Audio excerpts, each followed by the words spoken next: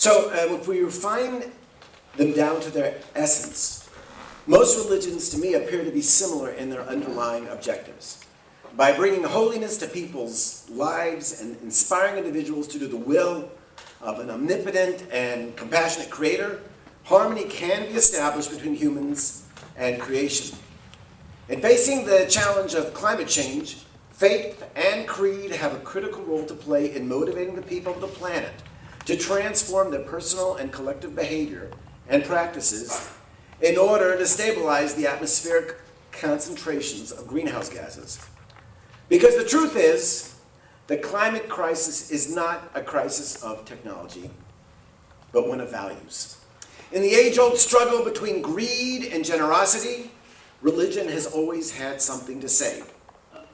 Another truth is that the world's great religions emerged when ecological and demographic realities on this planet were far different than they are today. Those of us who believe that there is an important role for religion in informing our lives, and those who care about the earth and its future, need to make it clear that for religion to remain relevant, it too must evolve. Today it seems to me that religious leaders need to make a choice. There is no room for old apprehensions and doctrine that remain obtuse and detached from the disturbing trends recorded on this good earth. Indeed, continued disengagement could accelerate the planet's plunge into oblivion. Yet he also believed that religions could truly become a force for sustainability and offer humanity critical ways and insights about how the Almighty, who cares for this creation, wants us to behave. But this requires rethinking old dogma. It requires an analytical and dispassionate openness to the ever-progressing state of the science on the subject. Most of all, it requires a willingness to change and a willingness to act. Dante wrote that the hottest places in hell are reserved for those who in times of crisis maintain their neutrality. Well, the world is getting hotter, and Israel's getting hotter. To be precise, I think that climatologists report that each decade the temperatures in Tel Aviv have gone up by 0.5 degrees Celsius over the past 40 years. That's 2 degrees total, with no end in sight. The heat is on, and neutrality is not an option. This is not a problem that can simply be solved by buying a better air conditioning system. And prayers of rain may be very important for those who are praying, but they hardly constitute a sound meteorological or ecological strategy. I argue that what we need now is not so much faith in an omnipotent creator, but rather a recognition that the good Lord expects us to learn what it will take to save this good earth. And then we must pray for the courage and intellectual independence to better understand or reinterpret the scriptures and act so that together we might save creation. Because if the past 50 years of environmental history teaches us anything, it is that while God can inspire us, it's people who've made our environmental problems, and only people can solve them. Indeed, the international community has faced a great many environmental challenges and succeeded in overcoming them. Whale species were collapsing, hunted to the edge of extinction, but treaties, along with shaming the countries whose enthusiastic slaughter brought these glorious and gentle creatures to the brink, showed that trends need not be destiny. Most whale populations today are doing much better. The hole in the ozone layer caused by release of CFCs and other halogenated chemicals threatened to leave much of humanity with a future of skin cancer and cataracts. And yet, an ambitious international regime and clever chemical substitutes have turned the tide. Oil spills from tankers occur with far smaller frequency than the past. Climate change, however, somehow is very different. The vast majority of scientists and politicians have long since confirmed the reality of global warming and the catastrophic implications that it will bring. Countless academic papers and books of different shapes and styles offer a roadmap towards a lower carbon future that might give our grandchildren the same sort of predictable and stable climate reality that we enjoy. But there has been no corresponding improvement in environmental performance. Between 1990 and 2010, global emissions of greenhouse gases actually rose by nearly 50%. Clearly, climate change is a fundamentally different kind of environmental challenge, and clearly solving it will require something more profound than a technological fix or a regulatory prescription. Religion has a role, an important role. Religion has a role, first of all, because some of humans' most pernicious and destructive behaviors have their roots in religious rituals and doctrine. For example, there are some who claim that Jewish tradition requires people to eat meat during life cycle celebrations. But if you read the book of Genesis, God did not require humanity to eat meat after we left the ark, but simply permitted it. Depending on the study, beef production and consumption is now responsible for 14.5 to 18% of the Earth's cumulative carbon footprint. A study from Oxford concludes that a vegetarian diet would cut food-related emissions by 63%, and veganism would reduce it by 70%. It is hard to imagine how a religious leader with a thimbleful of scientific literacy and a sense of responsibility for the planet can continue to call Israel's beef industry and market kosher or even halal. In most countries, religious faith is synonymous with fertility. The more religious a family, the more children they tend to have. That is surely the case among Jews in Israel, although less pronounced in the Muslim community. Now, giving birth is an act of faith about the future, and the mere mechanics of reproduction are among the most extraordinary phenomena that we can imagine. When we are fruitful and multiply, we join our lives with perhaps the greatest miracle of living. But scientific research also tells us that the single greatest contribution to global warming that humans can make is having a child. For example, a 2017 research paper published in the prestigious journal Environmental Letters by Seth Wines and Kimberly Nichols found that by foregoing an additional child, one reduces their individual carbon footprint 60 times more than any other single change in their lifestyle. That's more than foregoing jet airplane flights, more than switching to an electric car, more than washing clothes in cold water, or even moving to a plant-based diet. Of course, there was a time when the commandment to be fruitful and multiply and fill the land made sense, because the earth seemed empty. But with 7 billion people on the planet today, and the UN projecting 11 billion by the end of the century, objective circumstances simply are not the same. Scientific assessment of resource consumption suggests that if everyone on the planet lived with a standard of living like we have in Israel, we would need at least 2 planets to provide their associated resources. The land, my friends, is full. How should our religions respond to these new circumstances? The Talmud in Tractate Tanit holds that in times of famine, it is forbidden to have children unless you have none yet.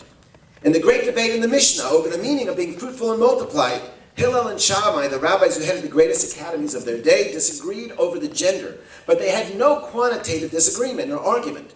2 children was considered absolutely sufficient to meet the first commandment in the Bible, to be fruitful. Today, rabbis must recognize that having more than 2 children contributes to the destruction of the Holy One's creation. Not so long ago, the Jewish people suffered an enormous demographic catastrophe. But in the 73 years that have transpired since the Holocaust, the most recent studies report that the number of Jews in the world is now back up beyond 17 million, higher than it was in 1938. With lenient criteria for defining who is a Jew, the number is higher. So it's time to pause and consider the planet. It's time to consider the future of the land of Israel and the other creatures who call it home.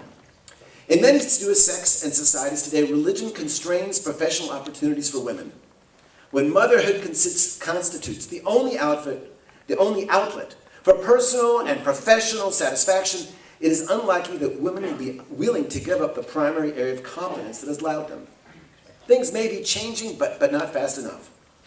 And this is not to say that people are not willing to make sacrifices for a greater good. Indeed, it can be argued that the greatest contribution to human progress made by religion, there's no greater one than providing people and civilizations with the motivation to sacrifice on behalf of our common future. It can be seen in the dedication of communities to the building of glorious cathedrals. It can be seen in innumerable charities which have ameliorated human suffering over the ages. Ultimately, with excessive consumption being the second key causal factor in the global warming pathology, it is hard to imagine anyone with the courage to ask people to rein in their shopping and endless appetites other than religious leaders. Judaism asks its followers to abstain from eating on certain holy days, and Catholics are expected to abstain from eating meat during Lent, and Ramadan brings the notion of curbing a religious community's appetite to a whole new level. Religions expect people to give up sexual freedom for a meaningful marriage, along with familial and societal stability. There is nothing new about asking people to consume less. At the same time, faith and spiritual endeavors are needed to fill the void created when we decide to look to alternatives to the shopping mall. Again, sacrifice is a word which modern societies, and especially the politicians who lead them, are uncomfortable. Political campaigns increasingly reinforce the message that economic growth and prosperity are the only real objective. People should vote for their narrow financial interests rather than for a healthier one or for a more moral society. Even environmental organizations are loath to ask the public to give up any creature comforts or consumer inclinations in order to give their children and the planet a better future. This hesitation is born of pragmatism and a sense that such messages will not be well received. People are reminded of what happened to the dour persona attributed to President Jimmy Carter. President Carter appeared in televised speeches wearing a sweater in order to encourage Americans to reduce their energy consumptions. But nobody wanted to hear that. And his grim realism lost the election to Ronald Reagan's rash optimism. But the truth of the matter is that Jimmy Carter was right, indeed prophetic. The truth is that some problems cannot be solved without individual and collective sacrifice. It is time to speak truthfully about climate change. Almost 15 years ago, researchers at Princeton University proposed a strategy of carbon wedges, areas that generate greenhouse gases that could be divided into 7 clusters. They showed empirically how existing technologies were very able to reduce the planet's excess carbon footprints without causing economic ruin. Some of the solutions involve technological adoption, such as shifting to renewable energy, while others involve energy conservation efforts. But some involve lifestyle changes, changing the way we behave, sacrificing, like eating less meat or flying less, or riding a bike, or recycling our waste and our clothes. We know exactly what we need to do to save the planet, but there seems to be a deafening silence among many influential spiritual leaders, regardless of religious persuasion. Often they prefer to tell us what we want to hear rather than what we need to hear. But can you imagine how the prophet Jeremiah or Amos would have responded to the present climate crisis? Presumably, the operational assumption is that the public will not stand for it. People are thought to be too egoistic, greedy, and self-absorbed. It is true that climate change is a particularly daunting challenge, as Robin mentioned, because it demands sacrifice today for environmental benefits and climatic stability that might be enjoyed in a very distant future. A future that we and perhaps even our children may not see. Deferred gratification is hard enough when those sacrificing eventually stand to gain something down the road. But leaders calculate that to ask people to deprive themselves today so that some unknown great-grandchild may someday have a better planet to live on is a very hard sell. But this pessimism flies in the face of what we really know about the human condition and the role of heroism and sacrifice. It's considered edifying. It's not just soldiers who sacrifice their lives and well-being for a national good. Not only firefighters and police who sacrifice their safety and put themselves on the line every day. Seemingly more banal, but equally meaningful sacrifice can be seen every day. Any new parent quickly learns their children demand sacrifices that they never dreamed of. And somehow, not only do we make these sacrifices for present and future well-being, we don't resent them, we embrace them. So jumping to the end, it's time for faiths to marshal the human impulse to do better for a greater good, to clearly and articulately explain that saving God's creation for the future is a greater good, right here on earth, right now. It's a mission worthy of giving something up for. Gandhi is famously quoted by asking people to live simply so that others can simply live. Religious leaders might take this notion to another level with a more subtle but critical message. In the Bible, God tells the Israelites that He has set before you life and death, blessings and curse. Now choose life. With the planet's climatic systems hovering on the edge of chaos, today choosing life means taking a little bit less from life today so that our children can simply live tomorrow.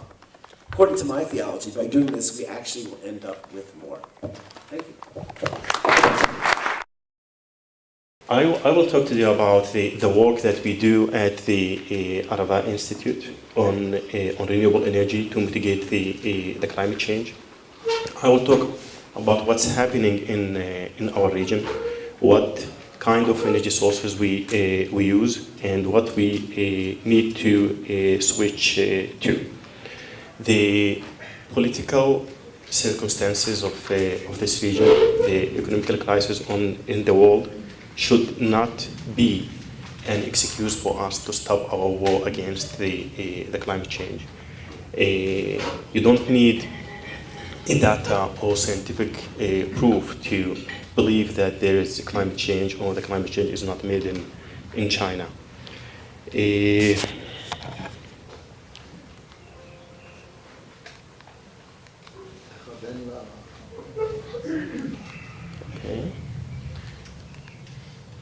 Okay, so what you see here is the total primary energy share in the world in the last probably 50 years.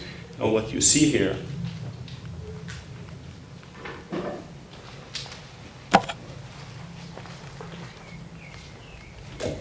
the pointer is not working. Okay. Okay, so what you see here, that in the last 50 years, we did not change the sources that we are using. We know that the carbon dioxide emissions are increasing. We know that there's climate change. We know that there's global warming. But if you look to the percentages here, we see that we have more than 98 of the energy that we use coming from fossil fuels. So, and the only changing number here is the amount of energy that we are using, not the type of energy. The amount of energy that we are using is the one that is going up. This is the global energy share.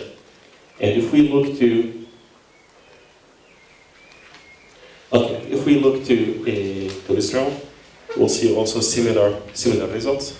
Almost 98% of the energy that we consume in Israel that comes from fossil fuels. There's a change in, and you can see here the shifts, the ups and downs of some types of energy because of the security and the political situation in the region. And we can see that Israel relies mainly on coal, oil, and natural gas as the primary energy sources. Jordan, even worse. Natural gas, coal, and oil. Look to the increase in the natural gas, then an increase, and that's because of the political situation in the region. Even Jordan started using coal for the electricity production, and don't forget all the huge numbers of immigrants to Jordan. The share in the year 2015, it's clear to all of us that even in Jordan and in Israel, like 98% of the energy that we use come from oil, natural gas, and coal for transportation, for industry, and for electricity generation, and only 2% goes for renewable energy. Renewable energy is not for electricity production, it's mainly for solar water heaters. So the increase that we are expecting in renewable energy is not happening in the pace that we are expecting. Electricity, it's also the same thing. We are blessed with very high solar radiation in this region, but we continue to generate our electricity with fossil fuels, with coal and natural gas. In Jordan, natural gas and oil. When we talk about electricity here in this region, electricity is not only for lights or to heat our houses. Today, everything relies on energy sources. Even the water that we drink today uses electricity. So we need electricity for agriculture, we need electricity for the general purposes, and we need electricity to desalinate our water. Carbon dioxide emissions. One represents Jordan, almost 25 million tons. This is the annual CO2 emissions in 2015. In Israel, it's almost 70, today it's like 77 million tons of CO2. I'm showing Jordan and Israel together because we live in a very small region. And to fight climate change, you cannot do it alone. You have to work cooperatively with the global community in general, and especially with with your neighbors. Here, do you know what's this? Anyone who lives in Jerusalem or very close to this area? Do you know what's these two things here? It's Amman. This is Surbaha where I live. Okay? This is a photo taken from the book of Beyond the Mountains of Darkness by Eliezer Yaari. A photo that he took from Jerusalem, from Surbaha. And these two buildings are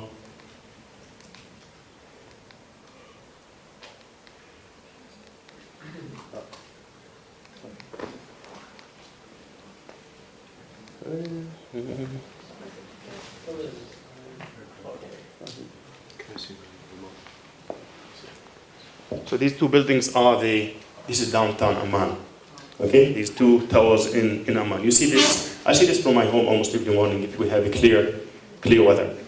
So even if Israel tries to fight alone with this will not happen. This needs a global action and a regional one. And what you see here, this is a satellite photo in the year 2015 that shows the sandstorm over our region. This happened in September 2018, from Iraq to the eastern Mediterranean. This photo is in Jerusalem, September 8th. This is in Lebanon on September 7th. Syrian refugees in Baalbek camp. Another one, this is Arava in Jerusalem, and this is Baghdad in the same week. So air pollution in our region can reach from one country to another in less than half an hour if you have a windy day. And we see that also not between Israel and Jordan, we see that also even between Jenin and Khadera.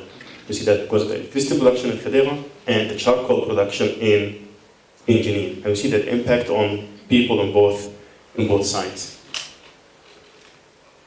Global greenhouse gas emissions in the world, we see that most of the carbon dioxide emissions come from anthropogenic actions. We are in charge of almost 75% of the greenhouse gas emissions that we are facing today because we, as I showed in my first slide, we rely on fossil fuels for our energy use. So if you want to fight with the climate change, we need to change the way we live. We need to fight the use of fossil fuels. We have to decarbonize our energy sector. And this should be the pillar of countries' mitigation strategies. The strategy should rely on using less fossil fuels to minimize the carbon dioxide emissions.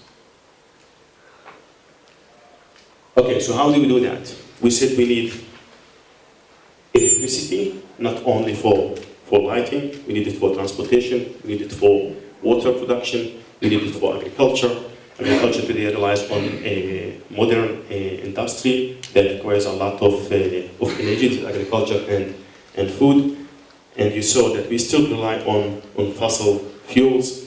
And I said political situations or economical situations should not be an excuse for us or not to go more and more into renewable energy sources.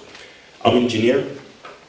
I'm expert in renewable energies, and my goal is to teach my students on how to design and build the best system to fight climate change with renewable energy sources. Our God gave us a beautiful land, beautiful region that's blessed with a very high solar radiation. What you see here, you see the map of the Negev, the solar radiation map. In the Arava Valley, where our institute is located, we measured 1180 watts per square meter in a clear summer day. And this energy is equivalent to 1 barrel of oil. So every square meter in this land receives in a year energy equivalent to a barrel of oil. And we have the know-how, we know the technology that can utilize this gift into clean energy source. So we need technology to convert the solar radiation into electricity. We need the technology to convert the wind into electricity. There are very nice attempts to utilize the solar radiation and convert it to electricity in our region, in the Arava. So you can see different solar plants in the Arava region. This is the first commercial power plant built by Arava Power Company in Kibbutz Gdoa. And this region we produce 70% of our electricity during the day from sun, including Eilat to the Arava junction, 70%. And in a few years this will go up to 100. And now we are working on finding the right way to store the solar electricity and to have 24 hours of electricity. Another example is the wind farms in Jordan. They are action, but it's not enough. I said that we know that we have the technology, we can trust the technology, and what we need here very strong policymakers to push these technologies to be utilized more and more.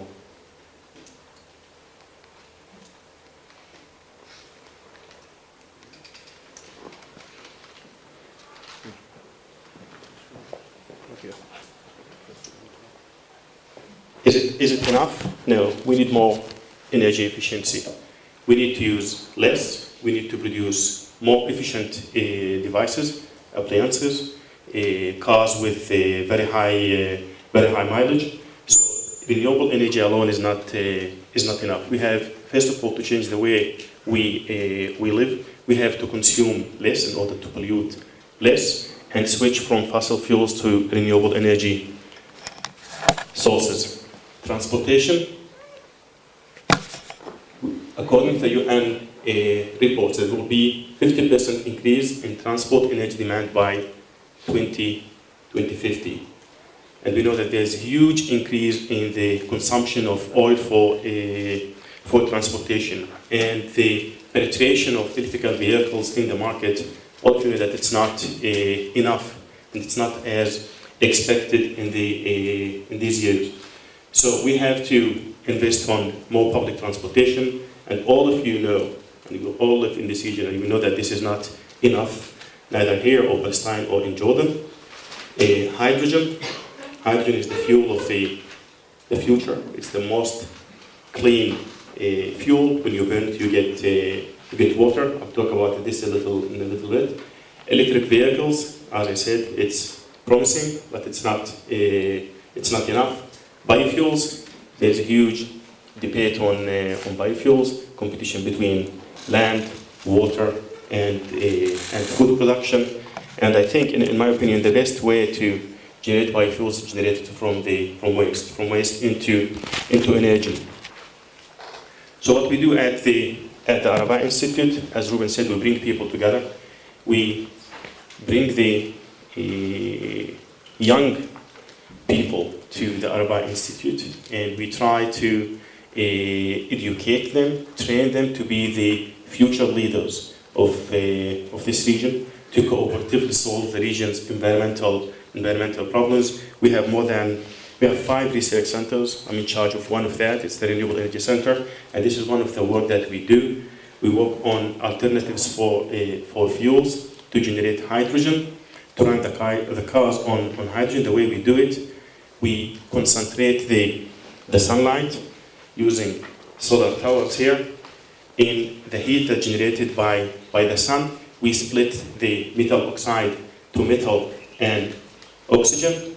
The oxygen goes to the hospitals, and the metal goes to the fuel station. So instead of instead of filling your car with gasoline, you fill your car with metal powder. Inside the car, you mix the metal powder with water, you generate hydrogen, you burn the hydrogen, you run your car.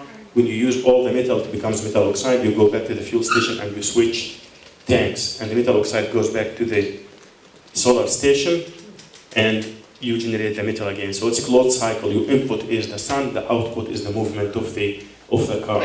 The hydrogen, when you burn it, you get water, and you cycle the water inside the car itself. So the car will not need any extra water to run the system. We got very nice results, and we are working now on building the first pilot.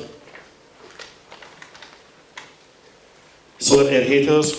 Houses consume a lot of electricity for heating. Okay, we use the sun here in this region. to heat our water, and we do not utilize the sun to heat our houses during the winter.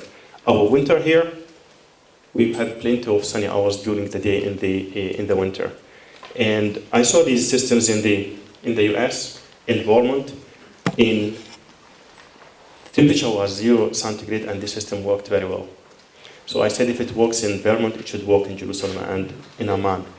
What we are working on now is, can you go up?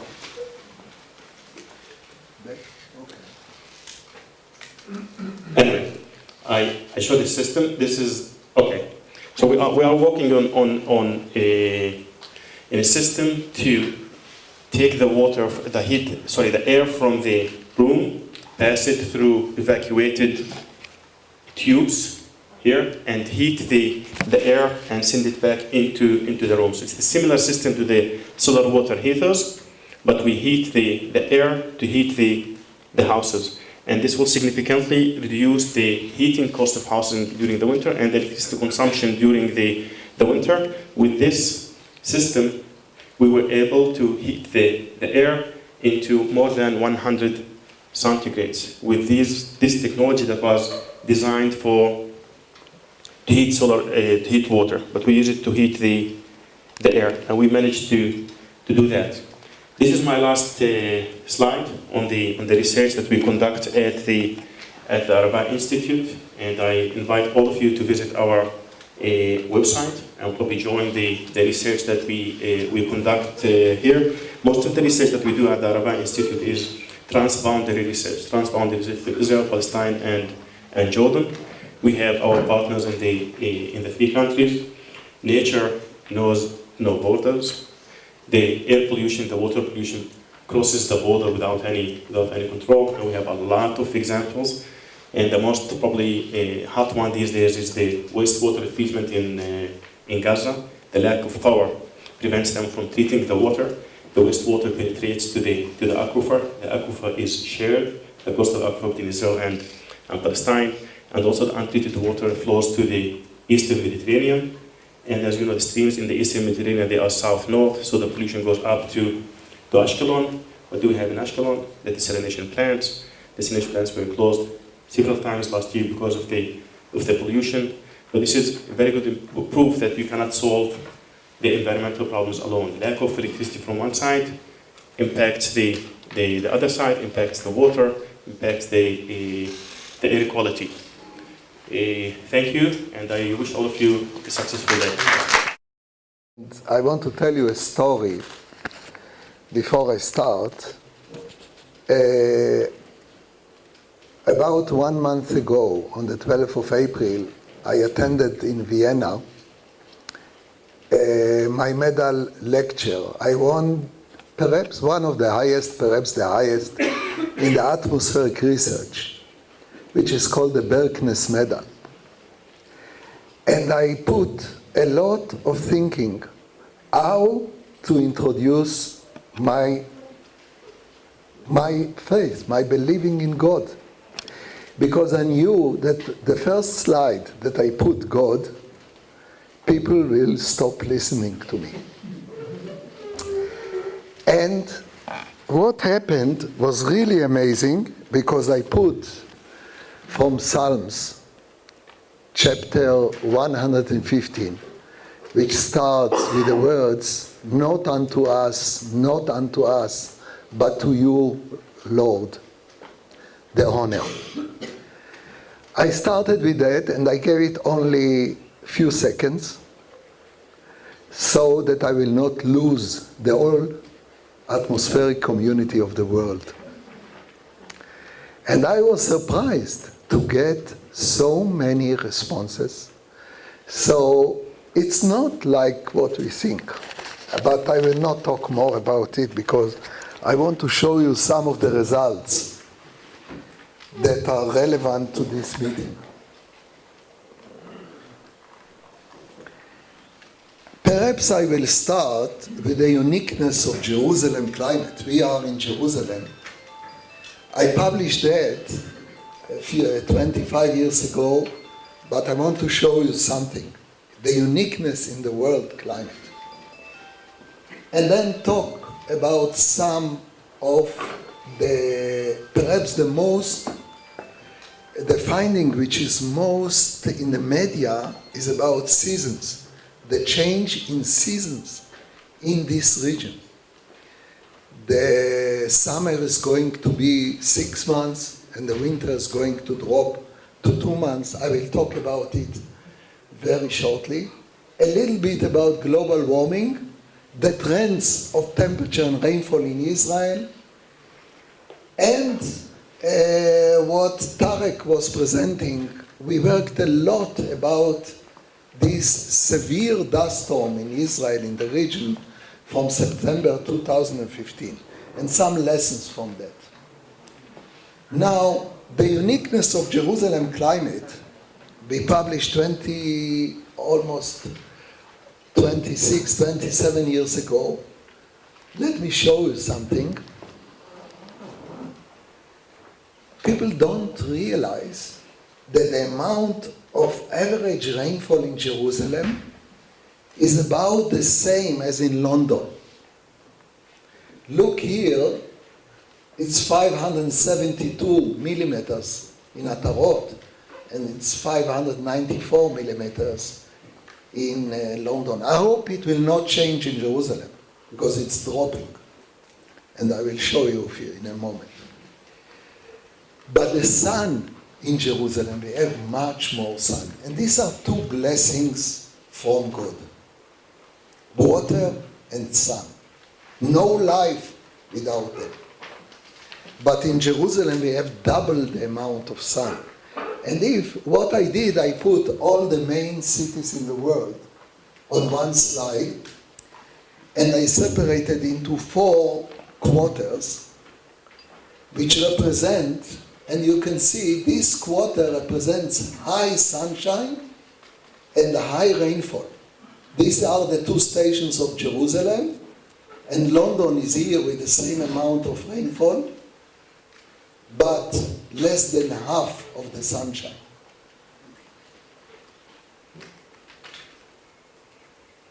This was adopted in California by the Christians, by a Christian group, as one of the fundamental findings related to the climate of Jerusalem. They didn't tell me anything. They just saw the paper and they adopted it. This is when I put all the stations in the world. Still, Jerusalem is unique in the whole world. Now, I want to say few words about the most interesting finding which we published just 2 months ago. The season's length in the 21st century. How it's going to change in this region based on an ensemble of the best climate model predictions till 2100, till the end of this century. And this got really a lot of media attention, but I will show you one or 2 slides. You can see the summer, the current extension of summer. This is the month from January to December. And this is the mid-summer, July, August. But you can see what happens in the mid-century and what happens, the red line, at the end of the century, which is 2081 to 2100. This is the business as usual scenario. I call it a Trump scenario, which I hope will not happen, of course. This is the more medium scenarios, RCP 4.5, in which the change, it still changes, but not as, the summer is not extending 6 months like here, but not as much. And the winter is decreasing. These are for the all seasons. You can see the extension at the end of the century for about 6 months, going from May, the end of May, to the mid of October for the summer, compared to current climate. This is the typical summer synoptics, which is the Persian trough, while winter is going down. This is really very terrible. In each lecture I presented the results, I always said, I ended saying, I very much hope these predictions will fail. But what can I do? These are the best models in the world, 18, the best of the models. It got all over the world, in USA Today and other places. There were media, a lot of media about this finding. Now, normally when we start talking about climate, this is the slide which we start with. When the blessed Holy One created Adam, we took him and led him around all the trees and say to him, look at my works, how beautiful and praiseworthy they are. And all that I've created, it was for you that I created. Pay attention that you do not corrupt and destroy my world. I brought these words to Rabbi Shlomo Aviner, who is a leader of many of the young generation, what we call Leumi Tzioni Dati. Hundreds of thousands are following him. And he wrote about 30 books. And I called him about this, saying in Kohelet, my thinking was that when it was written 2,000 years ago, it was not about global warming, because nobody thought about that 2,000 years ago, and he agreed with me. And I thought I'm going to talk with him only 2 minutes, because this is the time normally he gives to people. But when I told him about the Interfaith and this type of meeting that we had a few years ago, he didn't stop talking with me for about half an hour. This bothers him so much. I strongly recommend bringing influential people in the religious community in the next meetings, like Shlomo Aviner. It bothers him really very, very much. I don't have to show these hockey sticks, but cannot start without it. You can see the carbon dioxide, what happened in the last 100 or 50 years or so since the Industrial Revolution. The jump in carbon dioxide. We crossed 2 years ago the 400 ppm of carbon dioxide. And we are now over 410. And there seems no way to stop it. It's really, really much bothering us all who are involved in these studies. And the temperature. These are earlier predictions till the end of the 21st century. And you can see that the typical value is not changing from the previous prediction of IPCC, and they are about 2.5 to 3 degrees compared to the long-term average. What I was worried in my research in the last 30 years was not using these global climate models that have very coarse resolution of 100, 200 kilometers. So we were running the first regional climate models in Israel within the global Jordan River, in which Robin was participating a lot. And these are the Mediterranean changes in rainfall that are, you can see, the subtropical region and the Mediterranean is a hot spot, drops in rainfall in recent years, which are highly significant. This is from Columbia University, for my friend Kushner. These are our first regional climate models prediction to the end of the century for two scenarios. One is the business as usual, which is the A2. It was the former scenario. You can see drops of 50 to 100 millimeters per year. It was produced about 8 years ago, and it didn't change with our neurons.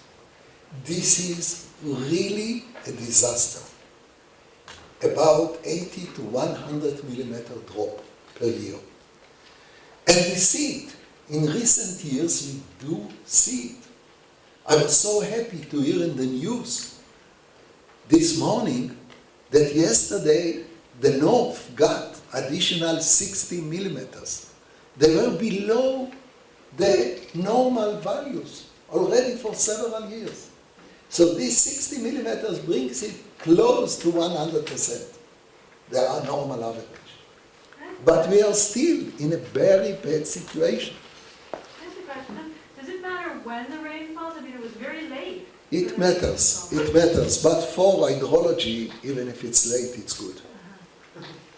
Not for the agriculture. But we can correct. And this is my message to people. Alon was talking about ozone, mentioning, I think this is a great achievement of humanity. We can succeed. I came out from Copenhagen optimistic. And all the people that I talked with were very, very pessimistic. I said, look what happened with the ozone. Look the numbers, the number of meetings till it took place. We must be patient. We must be patient.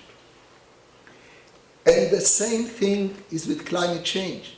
It is very different compared to the ozone, that you have only to limit some constituents. But still, it is believed now that if the international agreements are being adhered to, the ozone layer is expected to recover by 2050, some say 2070, but we succeeded. So there is hope. There is hope, and we can correct. I will skip the beginning of global warming because I brought this only to say that what I mentioned earlier from the Kohelet about God taking Adam to the Garden of Eden, that it was not about global warming, because global warming started only the first paper written was in 1896. It was not known before.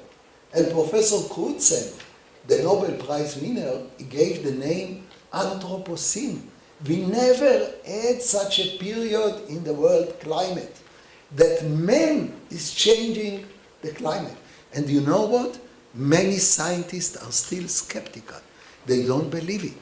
And I have to fight it on every platform, on the TV, on the radio, etc. The trash that our forefathers in the Talmud, in the Mishnah, were talking about, that we must be careful about nature. If we take the direct trash that we take out, is about 0.6 kilogram per day in Israel, which comes out to less than a ton per year per person. But when we talk about the greenhouse gases, it's much, much higher. But we don't see it. So it's not in our tradition. It's not.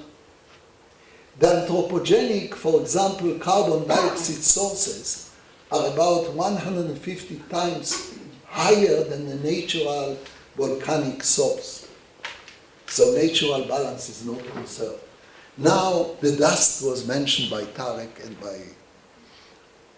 We investigated, and Rabbi Yonatan is now investigating this. I sent you the paper. This is the first paper in which we have shown that in the last 50 years, there is an increase in dust in the region. And at the same time, rain drops.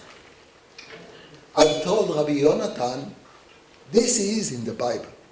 When you open the last book of Moses, we are going to read this coming Shabbat, the curse in the Bible. The curse is talking about rain stopping. But in the curse in the book, the 5th book of Moses, it mentions that instead of rain, we will have dust. And unfortunately to me as man of faith, okay, it's indeed happening. We do see the dust increasing. This is dust in Tel Aviv of this event, the Tareq. This is the increase in the last 50 years. And this is the decrease that we published just a few years ago, the decrease in rainfall. See, in all regions we have decrease. These percentages are per decade. So if you multiply it by 3.5 decades, you have about 10% decrease of rainfall.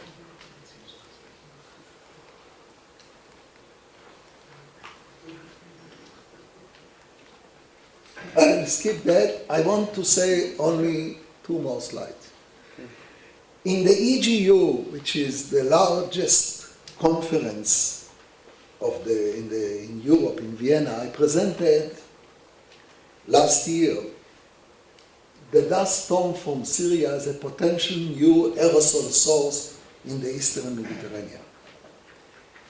And our forecasts show that precipitation goes down, as you can see here. This paper is called The Projected Death of the Fertile Crescent. It was very difficult for me to give this title, but I was asked by the editor. The evaporation goes up because of the warming. The precipitation goes down because the whole Mediterranean. And what is really mattering is P minus E, precipitation minus evaporation, which is the moisture budget of Earth. And we suffer on both sides. Precipitation goes down, evaporation goes up, and the situation over the whole Mediterranean is very, very severe. It's called the hot spot of Earth. I think I will finish with that. These are the events that we studied. Perhaps I will only show the summary point. These are the summary. The Fertile Crescent is drying at a dramatic rate. And the ensemble forecast suggests drop of rain loads in the Middle East from 36% to 25% by 2100. At the same time, increases of Red Sea trough, which causes floods. So this is what we had in the last month. Red Sea trough is going to increase from 35 to 42%. And increases of aerosol in the main Mideast cities, and rainfall decreases over the Mideast Fertile Crescent of the order of 100 millimeters per year. And the Mideast is becoming a stronger dust source. And the anthropogenic contribution, the wars in Iraq and Syria are still under debate, but to my opinion, they certainly contribute, not the dominant part, but they contribute a significant part. Thank you very much. I'd like to hear a little bit more about how these environmental changes can lead to conflict and war in this region. Okay, Alon. Perhaps some examples. Yes, Alon will answer it. Take the mic.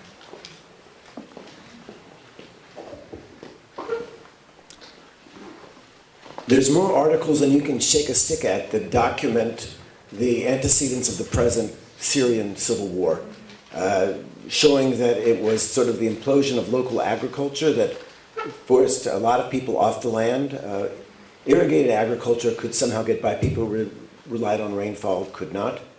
and they ended up going to the city and creating some of the turbulence. So that surely is an area, and one could even see the wave of, I think, over 2 million refugees coming into Jordan, and 1 million more in Lebanon as climate refugees if you trace it back. Luckily, desalination allows us to maybe neutralize some of the problems associated, but the problem of the small farmers, I think, is we're only beginning to see those problems. Thank you. You don't have to stand up. Perhaps I wish to add that there is an interesting paper that came out from Columbia University, in which the time that the war in Syria started, and Iraq, came along with exactly the same time that we started to have very dry years, about 10 years ago. And they correlated the starting of the wars along with the climate. But you don't have to read this paper, you go to the Bible and read the first book of Moses, and you find it again and again. Wars started about water. Thank you. Another question. I'm sorry, I have to choose between the two, please. And then we'll have three. Come on. Oh, sorry. First of all, hi, my name is Shalom Isaacson. I work for the Jerusalem Green Fund, and I volunteer with Bicycles for Jerusalem. My question is for Alon again. So, putting aside the value or way to interpret Scripture, you spoke about reducing birth rate, and yesterday I went with my wife to a hospital in East Jerusalem, to St. Joseph's, and we're choosing to have our first child there.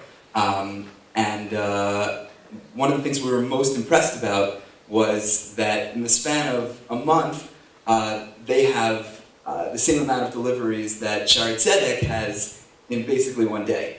So we were really impressed with the idea of a more attentive, natural focus on birth. And Channel 10 actually interviewed us about why we wanted to go to a Palestinian or East Jerusalem. What's the question? My question is, you spoke about reduction of birth rate, and for a country that's really like 8 million people, and for the Jewish population, which is less than 1% of the world, do you really think that that is the place that we should be taking the lead on here in this country and as the Jewish people? Okay, thank you. Very difficult question. There you are. There was a time, I think, when there was a solemn responsibility amongst Jews to replace those Jews who were killed in the Holocaust. What I'm arguing is that now that we've done that, essentially, and the Central Bureau of Statistics tells us that our population in Israel is going to double, we need to stop and say, is this really what we want? Do we want an Israel with 30 million people? Because 16 million people are going to be here. And recently I gave a lecture at the Haredi College in Bnei Brak, okay? And I spoke directly with the people who have the largest families in Israel. And I didn't appeal to them at a global. I just talked about the quality of their life and the inability of them to give opportunity to their kids, what we're seeing in terms of, and all the factors, longer waits in emergency rooms, more crowded classrooms, longer waits in courtrooms, all these factors. So I think that we need to have I don't think we need to take this lead in any sense. We just have to be pragmatic and see what kind of a country we want here. That's mine. Thank you. Last question. I'm quite curious if you could reflect on policy at the national level that is aiming to leverage this community and this knowledge, and how this is impacting decision-making in Israel, Palestine, and Jordan. Well, is that going to be addressed later? I hope mean, so. We have this great panel. I would really love to hear from Tareq. And Yes, I can just answer a bit of it myself, because the Arava Institute is working with different governmental organizations in Israel, Palestine, and Jordan, and we have a plan. Our plan is to try to establish a regional center for the study of climate change. This will involve scientists from the 3 countries, and it will have the blessing, it will not be government, it will have the blessing of the governments, but it will be an NGO, and it will require substantial thinking and substantial money, but we are at the beginning of it, and all 3 of our speakers are involved in that in different ways. That is a positive thing, and what it means is that there is a relationship between the non-governmental agencies of different kinds and the government, and the governments of different kinds. Now, that is not always easy. I have to say that in different countries there are varying degrees of enthusiasm for cooperation between the partners. But we need, you see, in order to realize this centre, which will have as one of its aims creating public awareness, another putting together the data which is available, which is not properly correlated and in some cases totally insufficient, and also promoting different kinds of research. The centre will not do the research because that is to be spread out among institutions in the different countries, but it will, if we can get it off the ground, stimulate research which is needed. I hope that answers your question in part, and Pinchas will answer again. Since I was involved in it, together with Robin, when proposing this climate change center about 10 years ago, at the end of the Lower Jordan River. And we were disappointed because things went slowly. Although the Minister of Environment was doing, particularly Sinaya, was the chief scientist, was pushing it. But what I want to say here again, it's going in the right direction, it's going slowly, too slow for us. And we were very disappointed, but I always say we must keep in mind that the pace government is going to do it is going to be slower. And we do see the steps taken, the laws passed in the last 10, 15 years. And I am still optimistic in spite of I wanted to see it much faster, but it doesn't work that way. Perhaps. We should go to the coffee break on a happy note. So I'm going to give you 3 good things that have happened in the last couple of years on the policy realm, Elizabeth. Okay. So first of all, Minister of Energy and Water, Yuval Steinitz, has pretty much decided to phase out coal in the next few years, and it's already happened in places like Hadera, moving to natural gas. That's huge in terms of reducing the single greatest component of our emissions. Number 2, we've had some good legal legislative improvements, as Pinchas mentioned. Here you've got to do a shout out for Yael Cohen-Paran, who's pushed through a couple laws, for example, canceling the local city taxes on solar panels on people's roofs. We can also talk about the long-term effect of providing serious tax incentives to buy hybrid cars and electric cars, which has shifted dramatically, an 80% shift in the move away from large SUV and big emitting vehicles. So it's not all bad, and all of these things didn't happen by themselves, the result of a commitment in Paris and public policy.